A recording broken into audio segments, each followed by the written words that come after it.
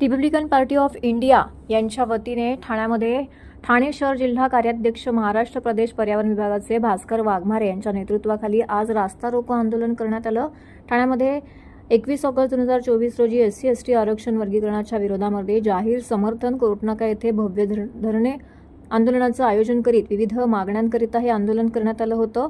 बदलापूर येथे अल्पवयीन विद्यार्थिनीचे शोषण करणाऱ्या नराधमास फाशी देण्यात यावी तसेच देशातील सर्व आंबेडकरीवादी पक्ष संघटना यांनी संपूर्ण भारत बंदची हाक दिली होती।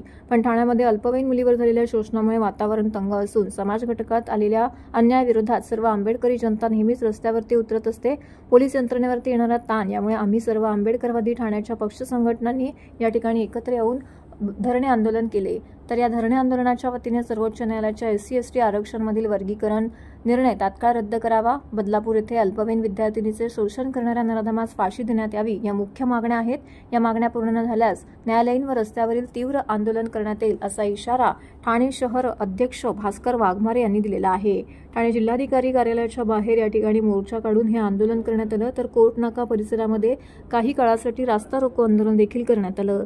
तर या आंदोलनामध्ये युवक आघाडीचे अध्यक्ष विनोद भालेराव, महासचिव प्रमोद इंगळे, निवासर अध्यक्ष दिनेश पाटील, बबन केदारे, कार्याध्यक्ष युवास आघाडीचे विशाल ढेंगळे, उपाध्यक्ष तात्याराव झेंडे, शंकर पाटील यांसह इतर पदाधिकारी व बंधू भगिनी मोठ्या संख्येने येथे उपस्थित होते। कोण म्हणतो होणार नाही, घेतल्याशिवाय राहणार नाही। कोण म्हणतो होणार नाही, अरे घेतल्याशिवाय राहणार नाही। कोण म्हणतो होणार नाही, घेतल्याशिवाय राहणार नाही।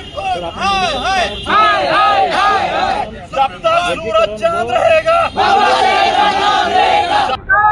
सर्वोच्च न्यायालयाच्या 7 जजच्या खंडपीठाने जो SC/STच्या संदर्भात वर्गीकरणाचा जो विषय दिलेला आहे, वर्गीकरणाला प्रमाणीकरण आणि नॉन क्रिमिनल मध्ये त्यांना समाविष्ट करण्याबद्दल जे निर्णय दिले त्याची अंमलबजावणी करण्याची जबाबदारी राज्य शासनाने केंद्र सरकारवर टाकलेली आहे।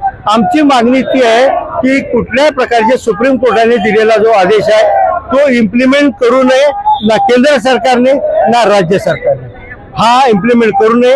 हा SC/ST मधल्या अंतर्गत वाद निर्माण करून किंवा अंतर्गत झगडे निर्माण करून जे त्यांना जे अभिप्रेत आहे RSSला की सरकार SC/STचं जे संविधानाने दिलेला अधिकार आहे ते आरक्षण आहे ते रद्द करण्यासाठी त्यांचा जो कुटील डाव आहे त्या अनुषंगाने तिने दिलेला हा आदेश आहे।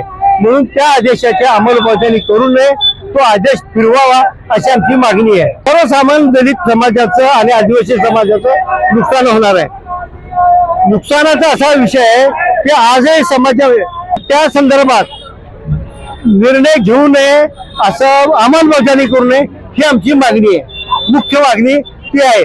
त्याचबरोबर काल बदलापूरमध्ये जे एका चिमुरडी होती, 2 चिमुरडी जो काय बलात्कार करून त्यांना जो प्रयत्न केलाय, जो कोणी त्याच्यात आरोपी आहे, जो प्रत्यक्ष आरोपी, जो अप्रत्यक्ष त्याच्यात सहभागी असणारे लोक आहेत की ज्यांनी केस दाबण्याचा प्रयत्न केला, त्या सगळ्यांवरती गुन्हे दाखल होऊन लवकरात लवकर फास्ट ट्रॅक कोर्ट म्हणजे 20 ते महिन्याभरात 30 दिवसात त्याचं चार्जशीट आणि निकाल लागला पाहिजे आणि त्याला भर चौकात फाशी दिली पाहिजे।